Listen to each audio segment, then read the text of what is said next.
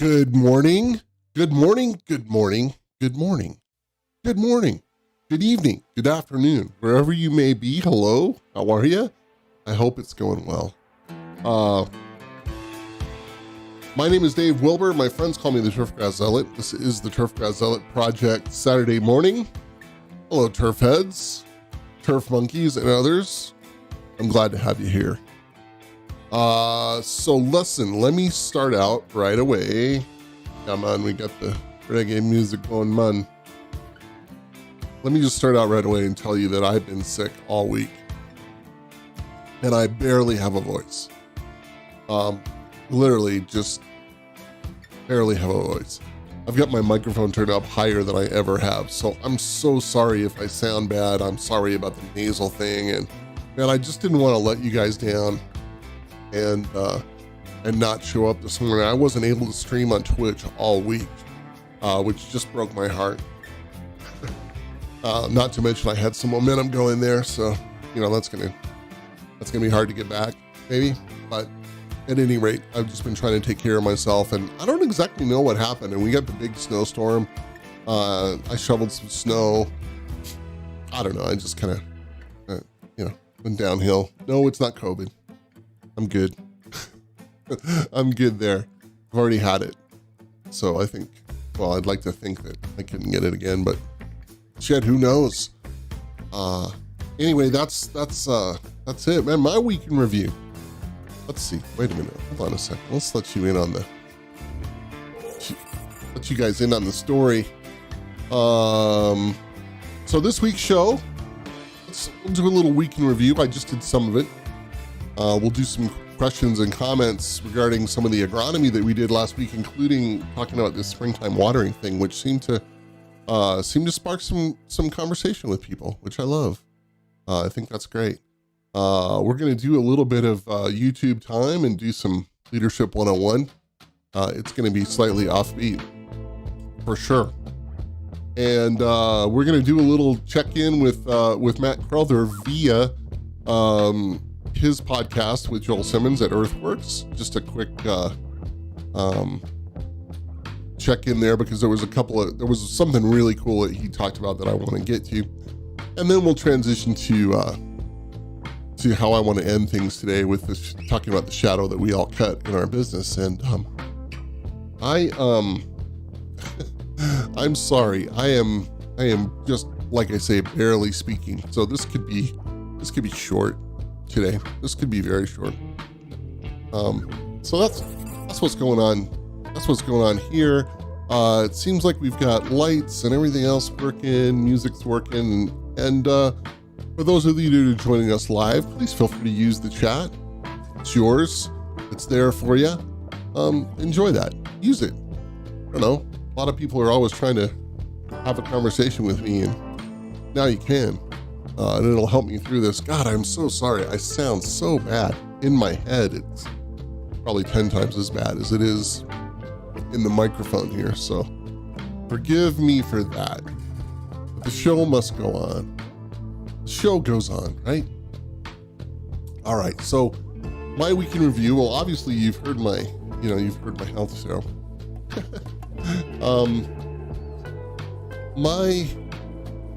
The big thing that's on my mind this morning, and I can't, man, I wish I could give some details, but I really haven't been able to have great contact with him, and I just don't think it's right. But a very good friend of mine in the business, somebody who's been good to me, and who calls me a mentor, which I think is kind of silly. His father passed away from COVID yesterday, yeah, the news is a little devastating. And so I don't want to be vague or whatever, but I do want to say this. I do want to say this. Guys, please take this shit seriously. Please take it seriously. It's not to be messed with. Just too many folks that have had pretty severe impacts in their lives, and some of them in the golf business and all that sort of stuff. Anyway, watch my Twitter feed. We'll be there for him. when it's appropriate. I really didn't want to say anything specific until I had had a good conversation with him, which I did not have yesterday because the news was so fresh. So, yeah, man, take COVID seriously. It's for real. It's absolutely for real. We can review weather-wise in so many parts of the country. It's acting like spring, isn't it? It didn't exactly do that in Colorado with the fourth largest single day snowfall on record. 27 inches was the actual total. I have like a 24-inch box here that was filled. The wind was blowing, so I don't know. But yeah, that was pretty gnarly. It's Monday and Tuesday digging out from all that. Crazy. Big snowstorms are not unusual here, but that snow was not the usual like fluffy Colorado pow. It was kind of rough. So anyway, that's me having a cold. I don't know. That's how that started. I don't want to get into it. All right. So we had a lot of questions and comments from last week's episode. A lot of people reacting favorably to a couple of very easy tips on my part. And the one that got the most conversation was this whole idea of, when do we water in the springtime? And I love it. I love that people reached out. I love that there was some back and forth, a couple of great emails, a couple of great Twitter things. And let me tell you this. So what, and I'm going to use one super's question, slightly vague, but I'm going to kind of tie it together with a couple others that were along the same lines. And it was basically, Dave, I've been out with the moisture meter and I'm somewhere between 5 and 15%, right? 5% is too low for me. 15% is manageable. And you're saying don't water. What is that? Right? And this is somebody who's in a place where they're probably not going to get any water out of the sky right now. What do I do? Right? And it's like, well, one, of course you can wait for the water out of the sky and watch the weather and all that sort of stuff. Two, okay. So now that, the moisture meter is driving the bus, which is not overall a bad thing, but we can't forget air temperature and soil temperature, right? So my response back right away is, well, what are your soil temps? What's your air temp? And especially I'm concerned about, I want to know the soil temps, and it was pretty low. I was in the 40s. And I'm like, well, okay, so moisture, at 7-8% in 40 degree temps is, are you growing a lot of grass? Not really. And so we went on to talk a little bit about it. And this is what I love about our business, is because I try to be good at this. I try to direct the conversation to what ought to be looked at. And so the thing I wanted to know immediately was, why do you think your greens are? Why do you think there's so much variability? Like, we're talking one green, right? It could be that way. And so there's some conversation about that. And I had this conversation with a couple of other people too. Like, why is it so variable? Now that I'm out looking, why is it so variable? They're like, well, okay, but what causes moisture variability in soils? Organic matter, exposure, soil depth, capillary pore space, all the things that we've been talking about, right? And so I'm like, listen, maybe the thing to do is to get out there a little bit and hunt around and try to figure out, hey, what's happening here? And maybe like a good compost and top dressing sand application might be a good thing. Protect that plant a little bit and get some evening of the moisture. Super never thought about that, right? I'm like, yeah, you could grab some atmospheric moisture that way. You're forming some dew in the mornings. Oh yeah, we got dew. It's cold. We're just under that frost thing. Like, okay, so you got some stuff you can do, right? You could put some moves together that don't necessarily have anything to do with putting on a sprinkler head or dragging a hose. Spoke with another golf course superintendent who's relatively new at his place, and they were talking about how they're, the program there has been very kind of, one note, if you will. And unfortunately, what that's led to is summertimes of them dragging a hose. And the super says, I'd like to get away from that. Do you think not watering this spring is one of the ways? And I said, well, that is one of the ways, but let's talk about air, water, light, all that stuff.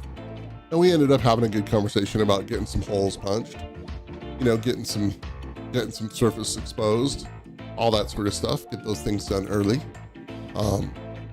Things like that, right? Small holes and lots of them. And so those are the conversations, and I think it comes down to a lot of times in our world that there can be a symptom, and maybe going out with the moisture meter is going to show you the symptom, right? And you can say, well, okay, here's what's going on. I've got this green that's variable moisture, or I've got 2 greens that are, there's a zillion different scenarios. And what you do is you put your head to that and you say, okay, what do I do here? What can I correct? What do I have opportunity for? Is it time for a great wetting agent? Get the water in, get it penetrating. One of the products that's more oriented towards getting the dew off, that kind of stuff. Maybe that's the move. So it's just, it's always variable. But the last thing that I want to do after until I've looked at all those things is to turn on the head, and just say, well, it's just fucking water. Really? I don't see that as, I just see that as just, Band-Aid, right? Band-Aid. Okay, so that's the conversation. People responded very favorably to the quick turf tip kind of thing, so we will do that. I'm not going to do one this week. I wanted to visit this. I wanted to visit the springtime watering thing. I wanted to explain that sometimes you got to look a little further. And so we're going to do that, right? Okay. And take a breath here. All right, I want to get to something. Let's do a little bit of work on leadership. There's a great example out there. Some of you may have seen this and some of you may have not. And if you haven't, good for you, right? Like I'm gonna put this on and let me set it up here. Let me set it up for a second and let's get the reggae boys off so we'll get the right audio going. All right, so many times when we talk about leadership, we talk about, somebody's gonna get out in front of the crowd, right? They're gonna do those things that gotta be done. But often it's, and my least favorite kind of leader is the one that has no one following them, right? And plenty of people over the years have talked about that. I'd like to show you a little more modern example here.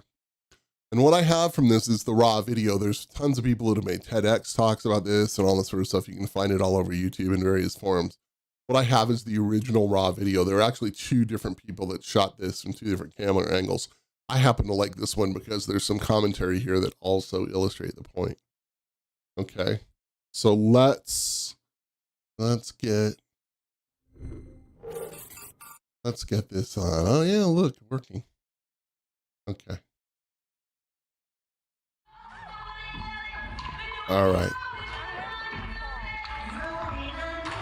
So here we have this dude at a music festival. Is it Santa Gold is playing? I don't know. And I'm not entirely sure where the festival is. There's lots of white people.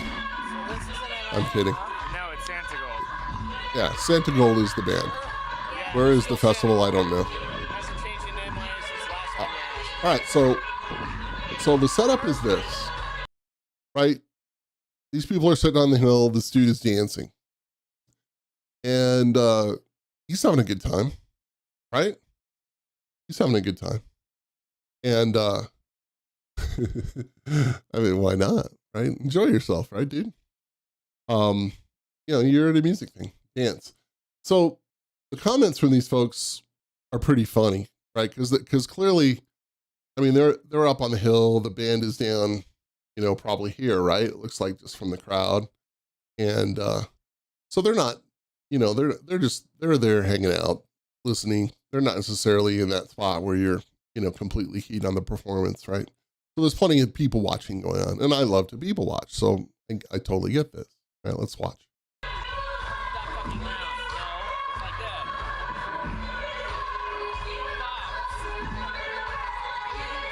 So some people stop. Some people stop, and we're gonna do a little dance step, right? Oh my gosh! And hey, is there some Molly involved here? Is there some sort of an intoxicant involved? Who knows? I think he's gonna pork him. And you hear the comment, right? I think he's gonna pork him. He's trying to help the guy, here, buddy. Dance.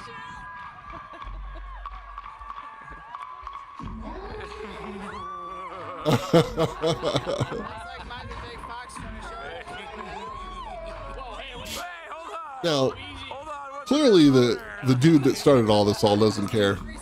And everybody's watching and they're like, yeah, no, that went a little too far. And not what I signed up for, they say.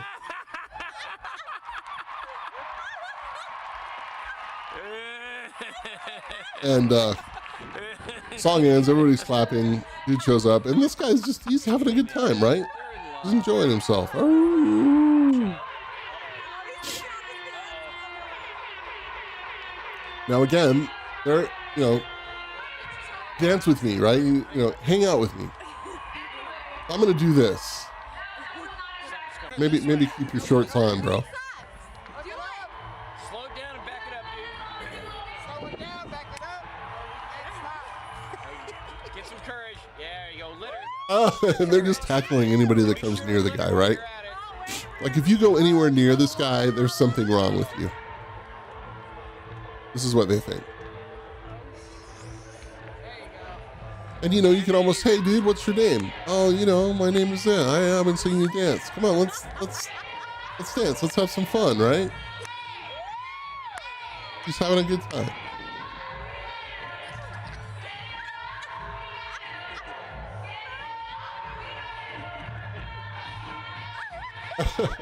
All right, join me, right? And so the dude says, well, sure, I guess. He says, well, wait a minute. Let's do it this way. Okay, we'll do it this way. And the one guy says, I love how people are just, coming by. Right?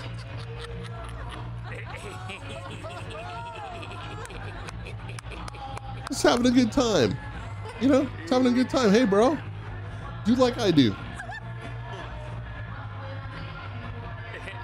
This guy says, hey, bring your friends. Or he's waving to his friends, come on down. And they're like, there's no fucking way we're joining in with this. No way.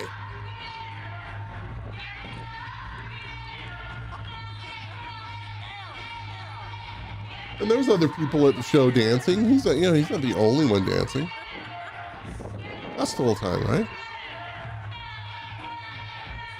Okay, so now we're instructing, right? Here's how to, here's how to really dance.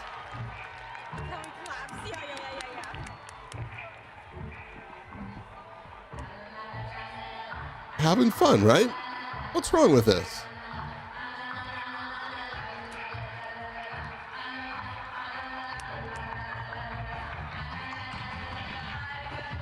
And he says, hey, come on, you guys, come dance. And they're all watching him. Like, no. Buddy, you're the show right now. This guy says, hey, man, he's trying to get his friends who are videoing to get in on the action. Now, you can tell this dude, he wants to leave, but he also wants to stay. Big conflict in his heart. Yeah, and guys. Now look at this. Okay. Dude shows up. Okay, and the people that are videoing are saying, we got to figure out how many people came up and danced with this guy, right? So the guy did something really interesting here. When the next guy showed up, he's high-fiving him and he's saying, hey man, welcome. Welcome to my scene. This is my scene. I created the scene, but the scene is all around us. And welcome, hang out, right? Hang out and and be crazy. Hang out and do something unique. This actually gets good, and it's a fantastic life lesson. And I love it so much. So let's just keep watching. Now, for a lot of the videos that you see out there, this is where they kind of start. That first 5 minutes or so is not, is just the warm up act. But I don't like leaving the first 5 minutes out because I think that's silly. It's actually really good here. So the dude shows up. He says, "Hey, you're here. Hey, cool. Look at you for trying some stuff. Hey, we're gonna. This is our new dance style. We're gonna do it."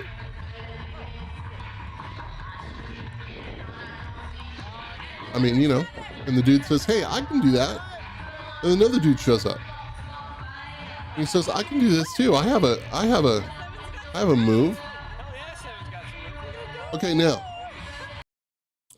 the powerful part of this, the third guy here.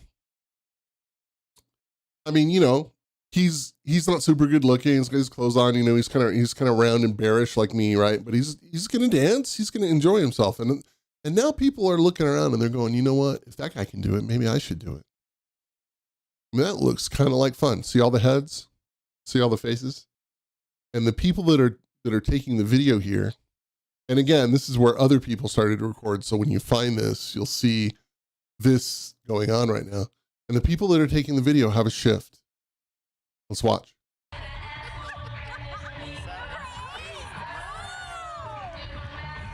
All right. Now here comes some more. And they're counting. Because remember they said earlier, let's see how many people actually dance with this guy. But they're counting one by one. They're counting one by one. But now look. Now it's like, 9, 10, 11. And everybody's watching. See all the heads? See all the heads? See all the heads? All right, so the lesson is what? Well, first of all, being first isn't easy. People are going to laugh at you. They're going to, what are you doing? Some people might join you and leave you. Maybe they join you for the wrong reason. Remember the first guy? He's joining more to make fun of the guy. And then somebody comes along who kind of gets it, and you welcome them in. And then somebody else comes along who kind of gets it, who is, clearly not paid to do it, right? And then everybody says, well, gosh, if those guys can do this, I want to do it. And watch. It's how to start a movement, you guys. And the people doing the video are calling revolution, but movement, revolution, whatever. I'm preferring movement in this.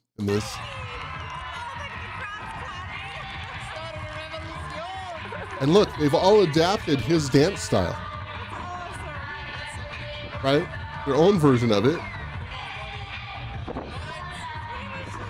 Look. What do we got now? 20? 30? Older people, younger people. Now they're like, should we go join him? And the one girl says, should we go join him? And he's like, no, I'm good, man. My battery's dying. I got stuff to worry about. And look at all the faces. Whatever's going on here, we want to be part of it, yo. We want to be part of this. Whatever's going on here, we want to be. They don't even know what got started, but they're saying something cool is going on here. We want to be part of it. All this happened because of those, one, the first guy and his persistence. Two, the two guys that were willing to follow. And how did he welcome them in? He didn't try to say, at first he was trying to kind of instruct some people, and that didn't work very good. He's like, no, I'm just going to do this. If you want to do this with me. I'm not going to be heavy-handed, right? Fingerprints off. Here comes everybody. What do we got? 30, 40. And the girl says, you want to go down? No, it's good. And the dude says, no, that's good. Have fun. Look at everybody. Sucker, you still keeping count for the review? That is absolutely. And the one guy says, hey, are you keeping count? Because, how many is that? I'm going to say 1 million. Look at. Y'all, it's a movement. 50, I don't know, 100, 150. Look at this. Whole place is watching. People out here are watching. People on the other side of the fence are watching. These people are watching. Everybody's watching. Got to be something going on. We got to be part of it. Oh, what's going on? Oh, they're dancing. Oh, dancing's cool. Let's do that. Oh, they're dancing strange. They're, they're doing this. And everybody's watching.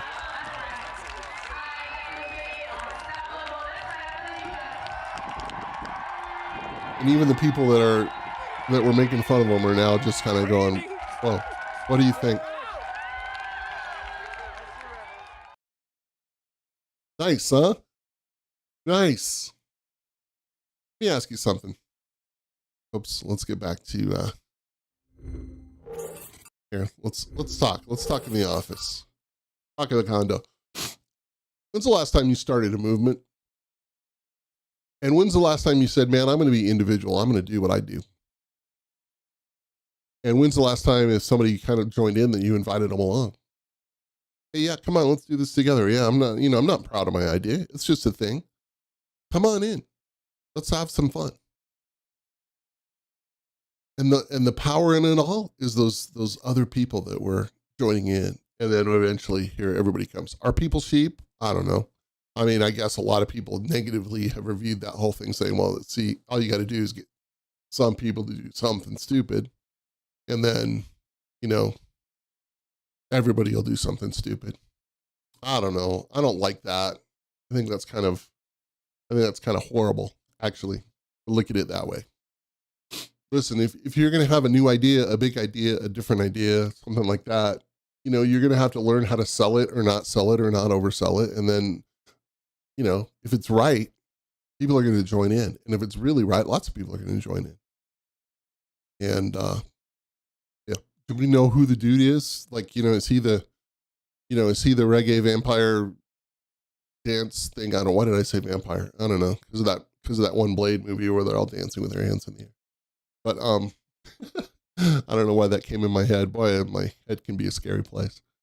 But, man, there's such a great lesson in that. Such a great leadership lesson. So who do you want to be? Honestly, in your personality type, you want to be the guy who thinks up the dance, maybe wants to teach the dance to some people. You want to be the guy who, you want to be the person, you want to be the people that show up second, third, fourth and say, hey, this is pretty cool. I want to be part of this. I kind of see this movement, like it. Do you want to hang back and wait a little bit, see if everybody else is going to really groove? And then, hey man, I want to hit the groove too. Don't even know why I'm here, but I'm into it. None of those things is wrong. There's no wrong answer. Everybody's got a different personality type. For me, I think I've always kind of been one of those people who I've been dancing alone a lot in some cases. I've had people probably making fun of me like those people did, taking video, trying to figure out what's wrong. What have I done wrong? What am I going to do wrong? And over the course of the years, there's been a few people who have said, you know what? I can groove with this. I think I'll groove with Dave a little. I think I'll dance along with him. I may not do it exactly like he does it, but I'm going to do it, and my whole thing was I learned way before I saw this video that if somebody showed up to, enjoy themselves and whatever we were up to, that my only response really was just to, just to be welcoming, hang out, be a teacher, not in a heavy-handed way, but, jump like this. Dance like that. Okay. So it's a good transition. I want to transition to you.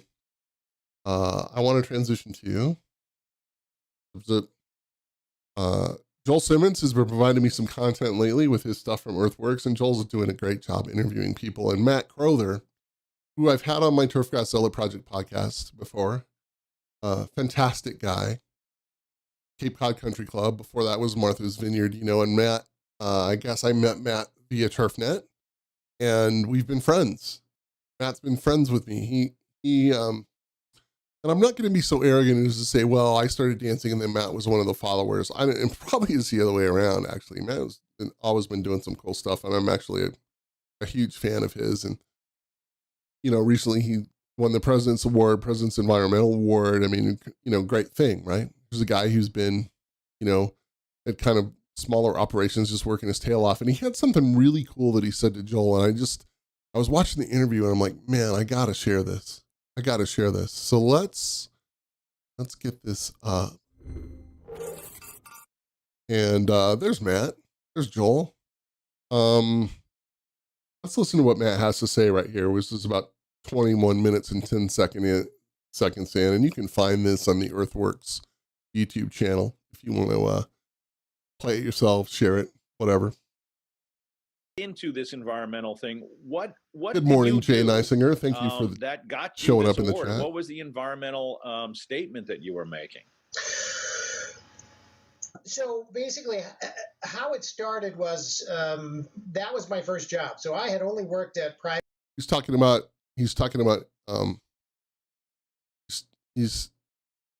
award, right? Joel's asking about the award and how did this all kind of get going. And I love what he's about to say. It's just so good. Private country clubs. Right. Had never even worked at a public golf course before, and so I go out to this 9-hole semi-private golf course on Martha's Vineyard, and it was my first superintendent's job. So like everything, I tried to, I tell people the story, my first summer there, I tried to be the GCSAA poster child. I love was going to this. wear pants, and I was going to, and, just be dressed that way. And yeah. And so it wasn't even hard. I don't think we got above 75 that first summer degrees. It was beautiful.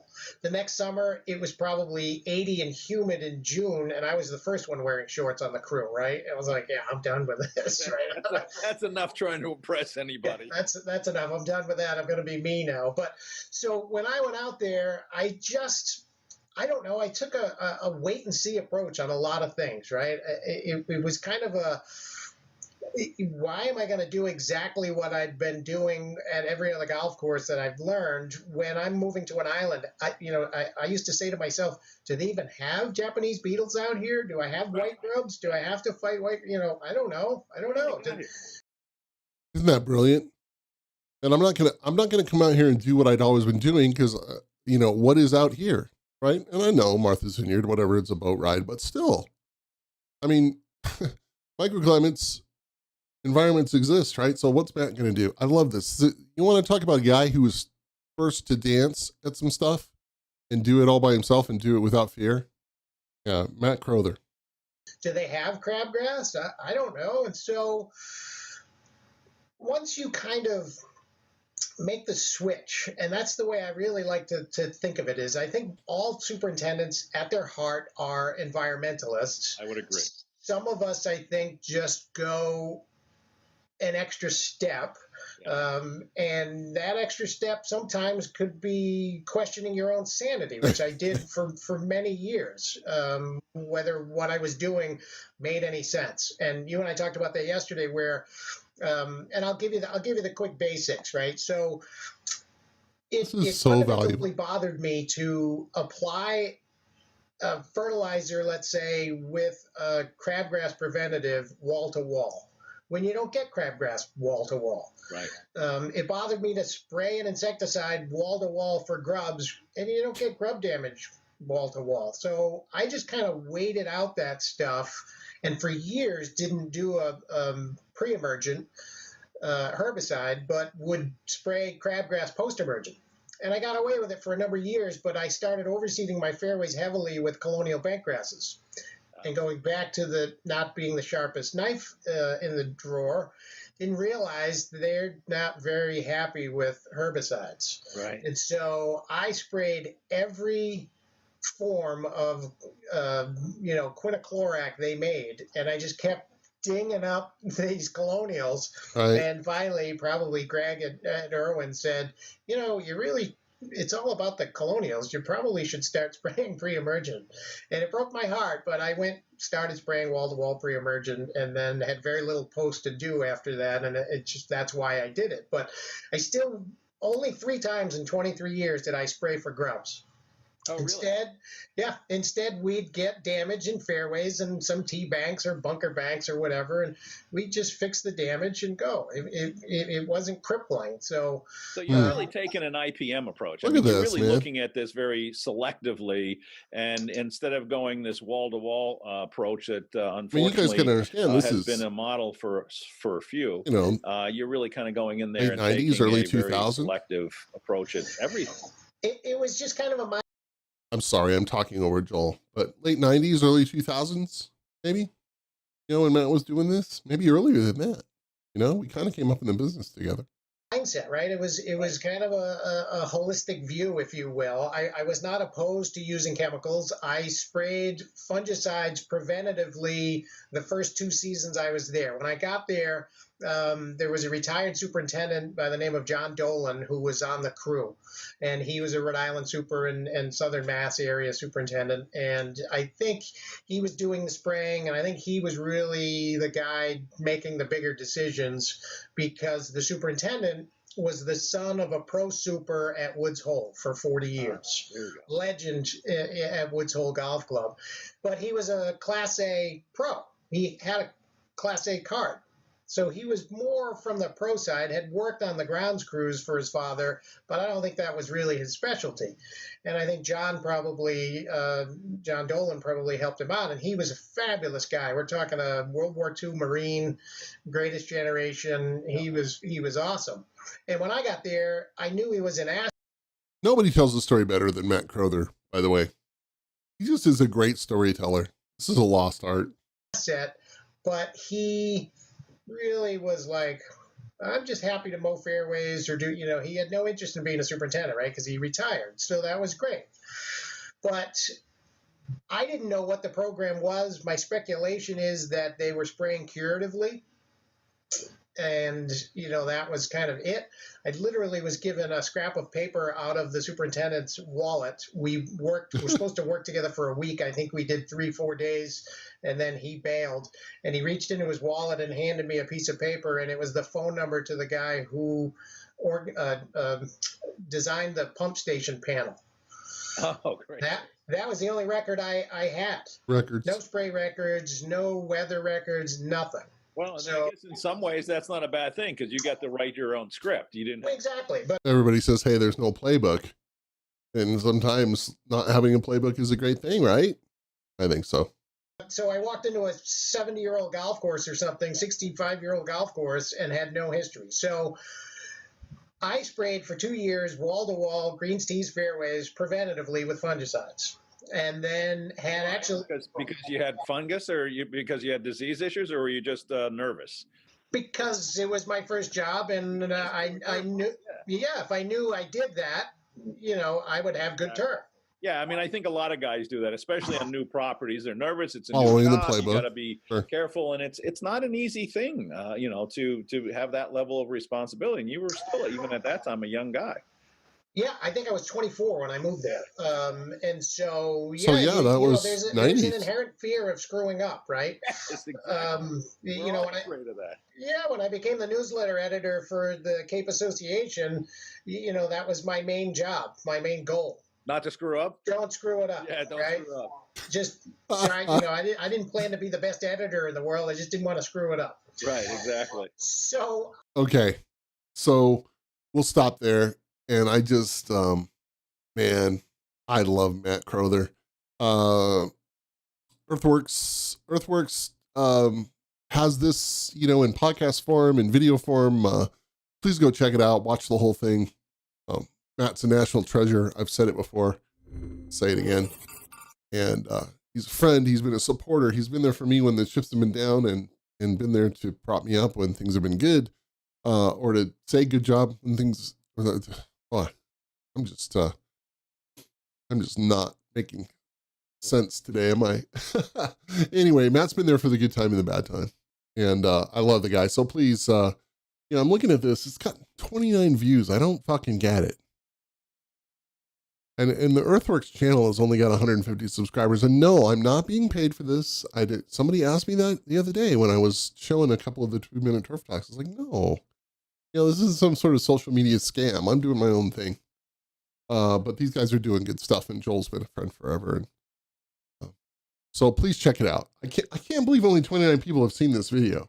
I know a lot more people are listening to their podcast, but still, it's fun to watch. I don't know. I turn on YouTube a lot. Like, I think people should do this with what I'm doing, and just turn it on. There's, you know, you can glance at it every once in a while or go back or whatever. I'm trying not to always make it about the visual content. So that was some time with Matt Crowther, right? All right, what do we got left here? Oh yeah, okay, this is how I wanted to end. So we did the leadership thing with Dance Dance Revolution there, and a little time with Matt, and how about talking about the shadow that we all cut? Huh? So one of the things that really impacted me about what Matt was talking about, and I know I've talked about it before, is, you know, there is the, and I don't want to blame GCSA or whatever. I mean, it's, you know, it's the business. I mean, you know, everybody says, hey, this is how you should dress. This is how you should look. This is how you should act. And I was very good at it. You know, in my younger days, I was a lot more handsome, you know, and I liked clothes. I dressed well, and I always thought that was a good thing. And I was, you know, constantly getting grease on my slacks. But at the same time, you know, I realized, hey, you know, there are days when you got to wear shorts to work. And, but you know, my first private club job, it's like, oh, I'm going to take this really seriously. And, so looking back, I didn't, those were not the things I needed to worry about. But the shadow I cut around the place was that of the expert. And, you know, sometimes I was kind of a dick about it. Hey man, I know more than you do.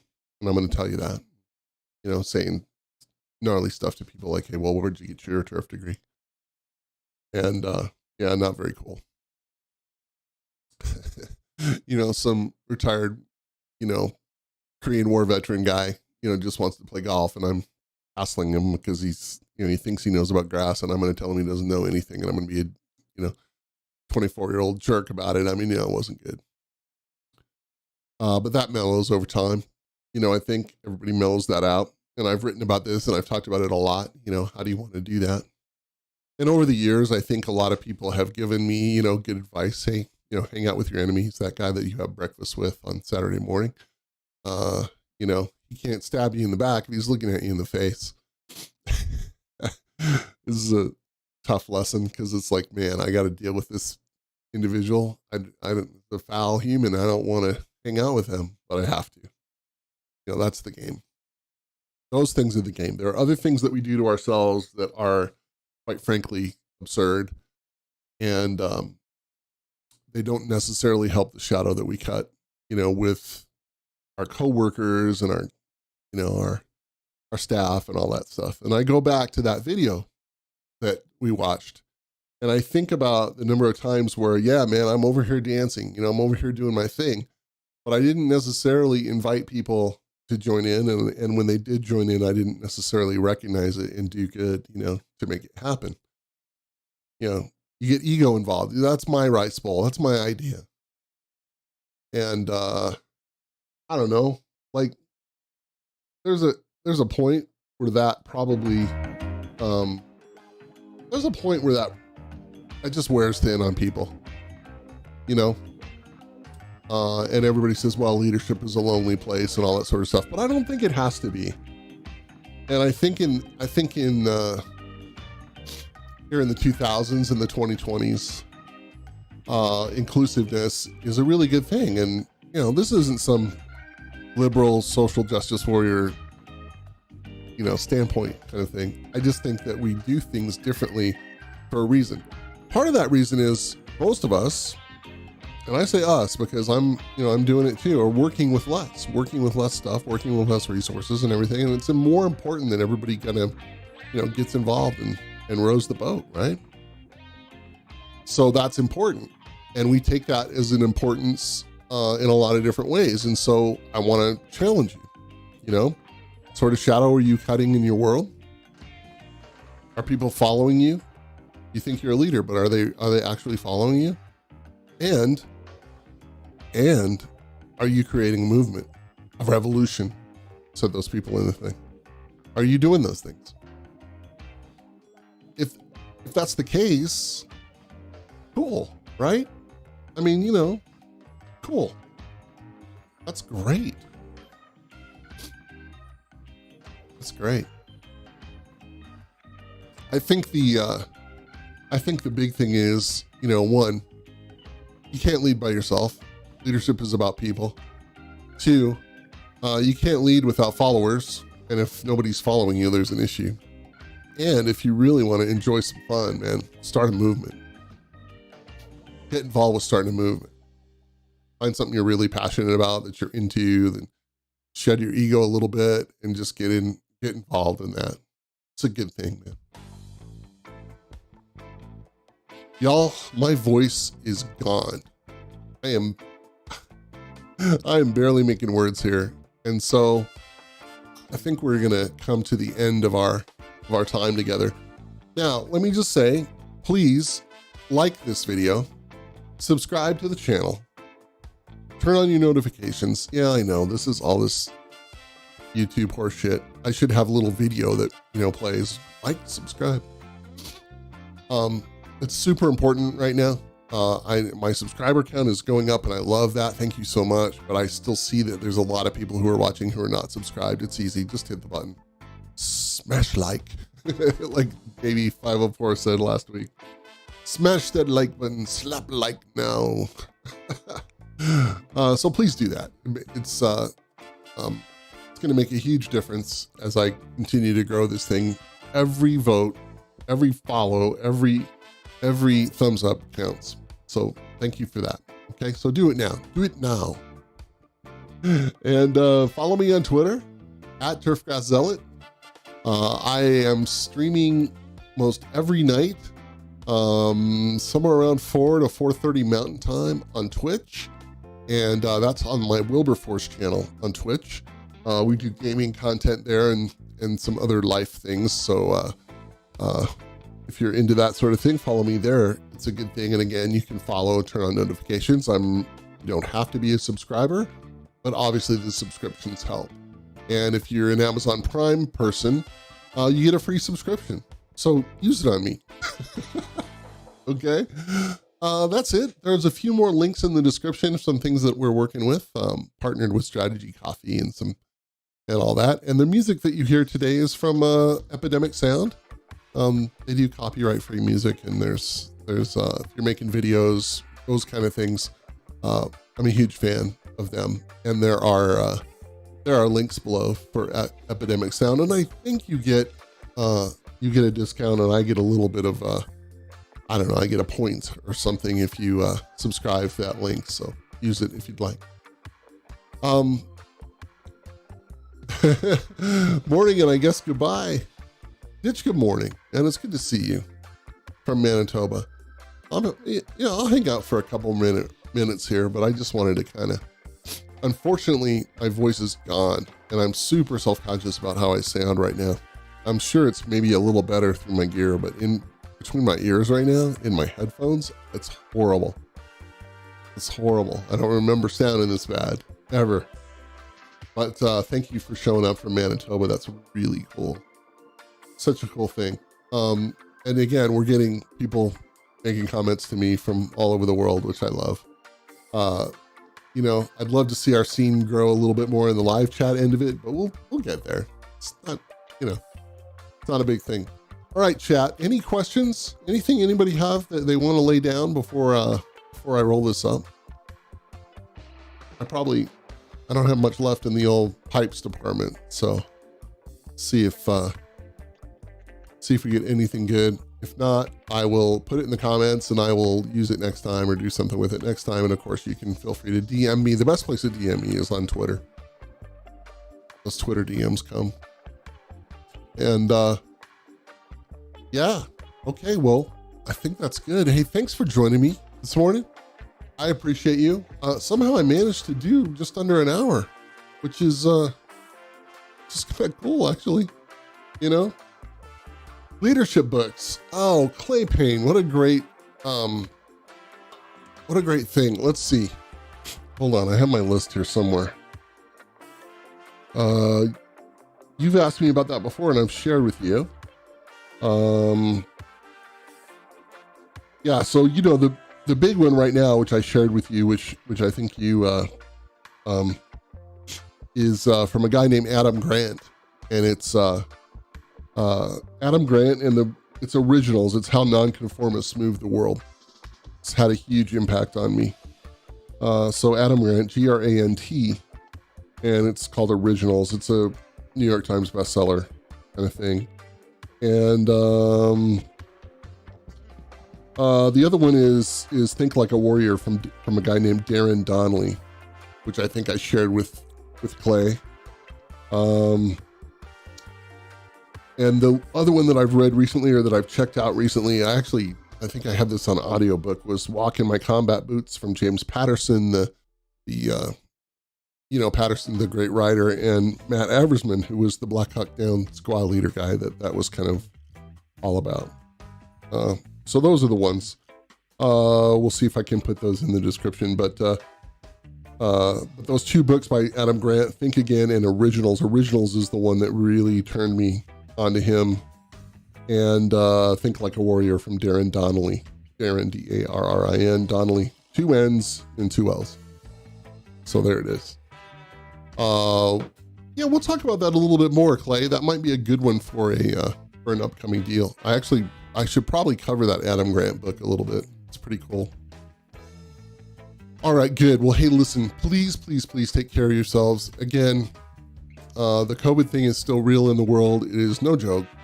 I wish I could say more about a situation that's nearer, but I'm not going to do that until, I'm not trying to get views on people's tragedy or get anywhere near something like that. So please take good care of yourselves. Be safe. Think about where you go and what you do. I know I have some big decisions to make about that as far as my travels and things like that. Take good care of each other. Take good care of yourselves and your staffs, your families, and all that sort of thing. So my name is Dave Wilber, and my friends call me the Turfgrass Zealot. Turf heads and turf monkeys, I appreciate you guys hanging out with me. I will be back live on Saturday mornings next Saturday, and that's it. And that's how it works. So let's see if I have the right stuff here. Yeah, so we'll put an ending screen up so that you guys can see that, and we'll go from there. Thanks. Have a fantastic morning, and thanks for putting up with my voice, and I will talk to you guys soon.